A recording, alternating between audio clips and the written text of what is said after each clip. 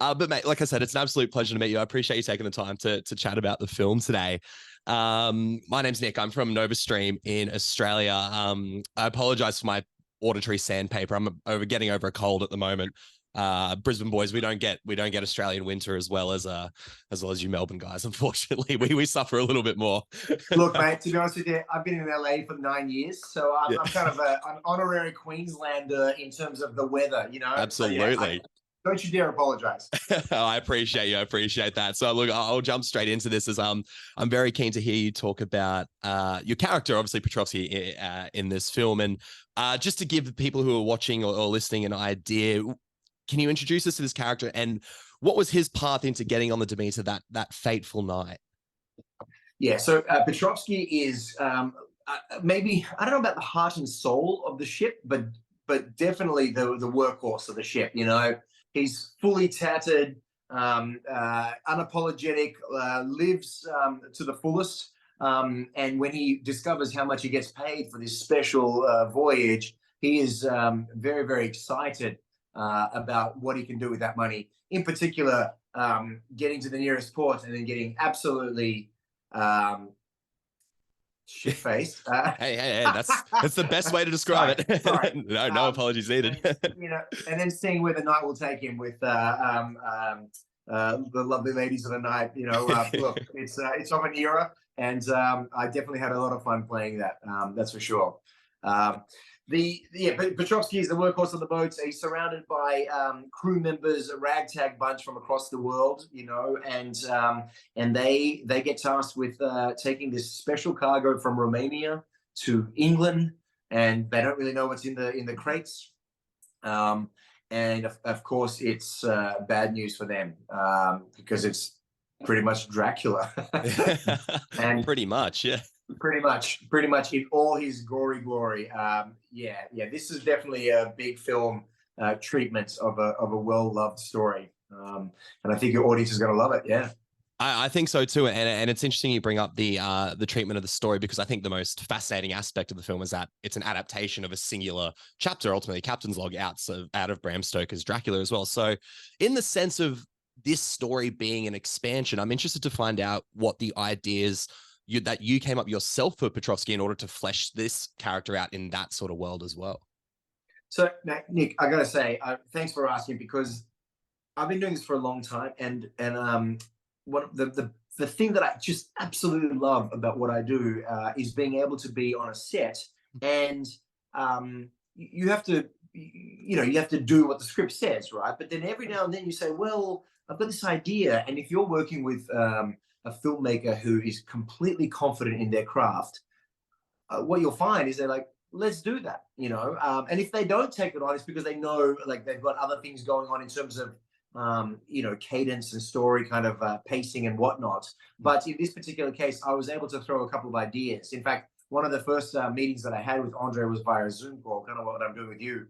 And I kind of didn't hold back and just ended up giving him these 4 ideas that I had, including some of the tattoos that Petrovsky had on his body. And I thought he's this tough, no-nonsense guy, you know, who then had a poem dedicated to his mother, you know, on his chest, kind of thing. And it's just like the tough exterior, but then, you know, heart of gold kind of thing. And he loved that. And so I got to work with the Berlin makeup team. And sure enough, you know, a week later, we got these tattoos sent to us, and it's in my handwriting. You know, it's this beautiful Russian tattoo dedicated to his mother, which I ended up giving to my own mom as a present. She was very, very touched. So that's incredible. So yeah. But another idea that I was, so thankful to kind of come up with and then pitch it to Andre, and we did it. And not only did we do it, it's actually ended up used in some of the marketing material on the YouTube videos. I don't know if you've been able to type in Last Voyage of the Demeter trailer, but like the third one on the thing is actually a screenshot of my face with this demonic hand coming down over it. And that was an idea that I had of, like, desperately trying to reach for, you know, this last kind of, glimmer of hope, which is his knife. And then this hand just comes off screen to gently place it on the face, and you see all hope get lost out out of, you know, kind of, you know, the hope is extinguished, basically. And I came up with that from watching a wildlife video of a lion and a gazelle just holding her down, you know, and you know, the gazelle wants to kind of get out of there, and then just ultimately just goes, oh, I understand, you know, and then it's kind of game over, and just watching that. Anyway, so I pitched it to Andre, and we got to do that. And I mean, that's a, you know, you can imagine kid from Melbourne, from Australia, you know, kind of working on a Steven Spielberg, you know, kind of Amblin entertainment produced movie with the best of the best. And this particular sequence was filmed in Malta. It was pretty special, mate. I'm going on about, sorry, I've probably not even answered your question, but no, you absolutely have. Yeah. It sounds like you did. And I think when you talk about sort of the ideas that you have for that, it comes across on screen that, and I think a lot of the actors in this film especially feel that as well, in the sense of there was this creative license where you guys get to have a bit of fun with that. And when you were talking about the lion and the gazelle, this is ultimately a movie about a hunter hunting his prey to an extent as well. So that imagery really comes across. I think that's incredible. I think in this film, Petrovsky arguably is the biggest, the baddest, the, you know, kind of the tough cookie on the ship. Totally. Not so much. Well, actually, that kind of leads nicely into another question I have, because it's no surprise that a movie like this, that there are many people on the Demeter who have encounters with Dracula as well. And I was obviously astounded by the makeup and the prosthetics that Javier was in for this. But I'm interested in knowing what it's like choreographing those scenes with him. Like, you know, I'm sure that the technological advancements of the makeup make it quite easy to, you know, not be as wear and terrible, but there's also a physical aspect of you are standing in front of someone who looks like that. So I'm intrigued to know what that it was like for you, that experience of choreographing all these moments with Javier. So this movie, right, is arguably, it felt like one of the last bastions of old school Hollywood in terms of how it was made. Lots of the stuff was practical. In fact, most of this movie was practical. There's a couple of green screen elements for these wide sweeping shots, but just, you know, makeup, prosthetics, the ship that was built was 66 meters long, you know, in an ocean, what do I call it? Like filming tank off the coast of Malta. So working with these like practical kind of elements, you didn't really need to imagine too much, because this demonic face is looking at you, you know, and it's snarl, and it's animatronic, you know, and they've made just all the movements. It was definitely a moment for me to kind of take stock of how lucky I was, because in the next soundstage to us in Berlin when we were filming was a TV show from Netflix being done, and it was done kind of in the new age kind of Voyage, you know, with a 360-degree kind of view. And look, that's great. And you know, and I do a lot of motion capture work now for things like Call of Duty, so you definitely have to envision the world, and you're wearing these ridiculous suits and stuff. So I'm no stranger to that. But being able to be put in a position where I didn't have to envision it and come up with it, and you know, make the world real in my imagination was a true honor. And Javier, that guy is just, I went out to lunch with him, and just the way his body moves, and he kind of, it's like when he switches it on, and he showed me, he was practicing, he goes, and he did this thing, and then just like, oh my God, he's the like tallest dude, the lankiest, you know, and his arms just kind of go back at this unnatural angle back.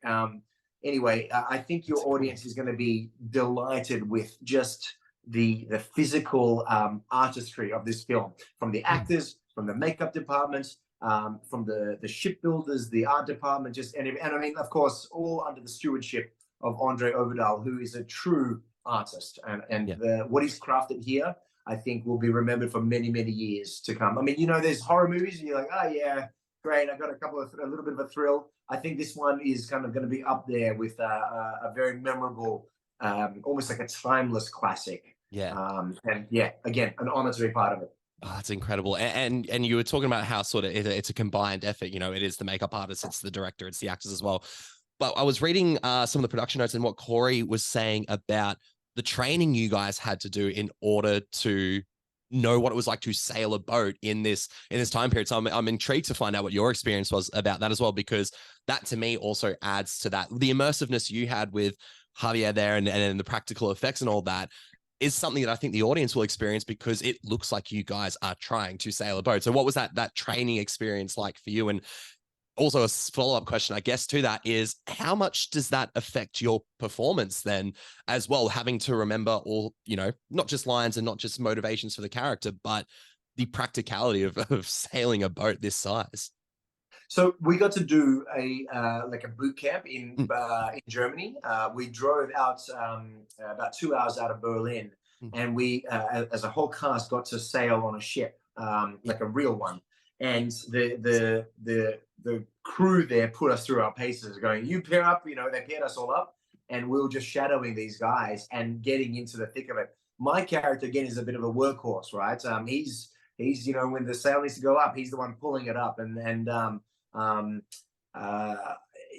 having that tactile kind of experience of getting on the ropes, and look, I'm an actor, yes, but I like to think of myself as a bit of a, how do I say, blue collar actor, maybe, I get into the thick of it in my other life when I'm not on big Hollywood movies. I know how to get dirty. I know how to change the oil on a car and work on my motorbike and stuff. So, I don't have exactly the softest of hands, but this one definitely, I came back and I look at that, there's all the calluses, and I was like, yeah.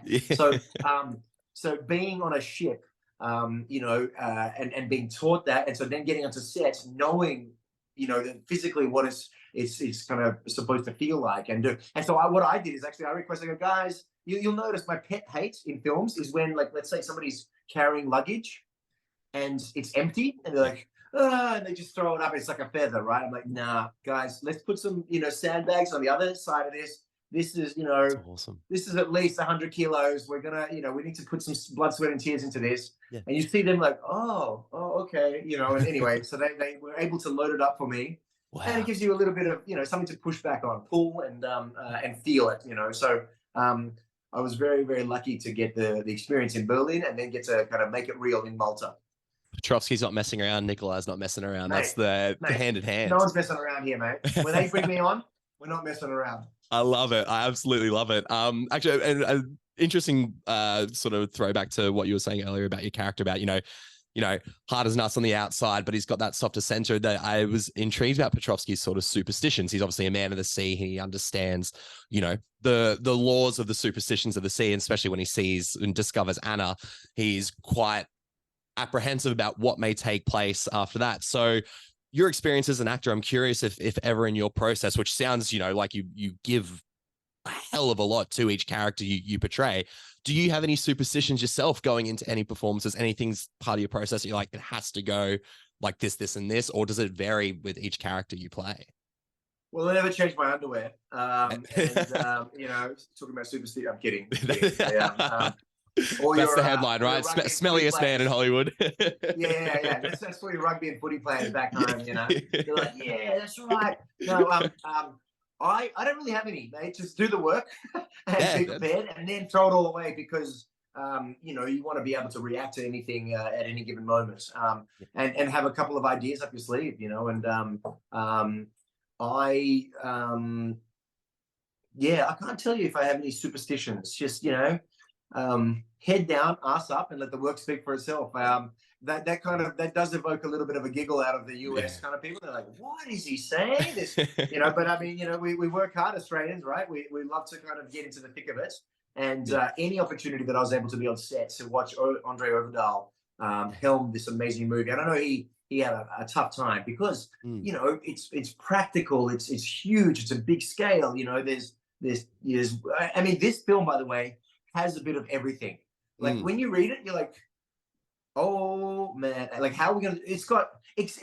What it doesn't have is a car chase sequence. That's pretty much it.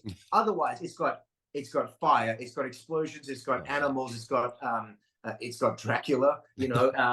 It's got all the neck injuries, and it's got filming on water, and with waves crashing and Yeah. smashing our cast members for weeks on end. And so we definitely had to kind of like get our game face on, and it was pretty cool to kind of load up, and kind of battle through this epic movie. And I think we all came out of it really strong as a result. Like when you go through a tough experience, you come out the other side and you're like, that was pretty special. And I've got some lifelong friends as a result of that. Some of the crew that I am friends with, we've seen each other like 5-6 times since the movie. And I mean, they're based in Berlin. So I mean, that's a testament to kind of how special this project was. Yeah, that's incredible. Look, Nikolai, I'll wrap you up on this question here because we've spoken about the Dracula in the room a couple of times, and Dracula is a core part of this film as well. And I'm intrigued, or I'm interested lately in seeing Dracula from different perspectives. Obviously, we had Nosferatu, or almost 100 years ago. We had Renfield this year, which we saw as more comedic take on Dracula. And I'm liking what we saw here with this bloodthirsty killer, takes no prisoners, sort of thing. But also, I guess with this film and with Renfield as well, we see how other people are affected by Dracula's sort of, being in these scenarios. So what is it, firstly, about Dracula himself that you think as a character has withstood the test of time? And where would you like to see Dracula in cinematic history next? Look, Dracula probably occupies the top 3 iconic villains that permeate people's imaginations. I mean, there's a reason that people just keep coming back to it. It's just something about the pinnacle of vampires, right? It all kind of starts from him, and yeah, I can see why there's every few kind of cycles there's a new iteration on it to make a funny version. And speaking about funny versions, I came really close. I don't usually like to talk about the ones that I missed out on, but What We Do in the Shadows is a that one still kills me. And I mean, the movie or the show? The show, yeah. Oh man, I think one of the arguably not like. I'm actually like in real life, I'm a good guy. I'm a nice guy, and I've just got these "I'm going to kill you" eyebrows. They seem to pigeonhole me as the bad guy, right? But I've been known to be kind of funny every now and then, and that one I just loved. I was playing this character that was larger than life, and anyway, I still live in hope that they'll give me a call and like, remember the first season you came in really close. Anyway, here I am doing the last voyage of the Demeter, which is. I don't know if it's a step up, but it's the big screen treatment, and definitely a different kind of vibe, Totally. I don't even remember what your original question was, Nick. Can you remind me, mate? I'm sorry. I have a bad habit. I've just gone on a tangent. Do not apologize. I'm all for a chat. I love conversational stuff. The follow-up question was, where would you like to see Dracula next in cinematic history? What do you think would be interesting? You know what? I'd say wherever he is, I'd love Petrovsky to somehow be there with him. You know what I mean? Like, just kind of like happy days next to him, a little disciple, maybe a little, we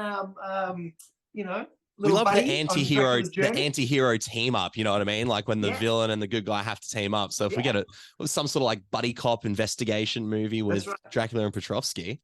Can we start like a petition or something? I don't know, like we need to like, dear Universal Studios. I was going to say, we have strong feelings about this. I'm glad we're all recording this because I'm sure Hasina's there going like, well, that's actually a really good idea. We might pitch this one to Chat GPT didn't even give me that idea. That's fantastic. This is a great original idea. We're beating AI. Make it happen. Mate, that's pretty much my time. Nikolai, you've been absolutely incredible, man. This has been such a fun chat. It's an honor to be talking to you and having your listeners and viewers, kind of check it out. I think they're going to be pretty impressed with what we came up for. And this little Australian guy is, honored to be on these amazing films and projects. So thanks for having me. I'll see you maybe in 3D one day down the future, mate, when I'm back in Australia. I hope so. I bloody well hope so. Look, enjoy the rest of the chats you have today, mate. I appreciate it. And we'll talk to you soon.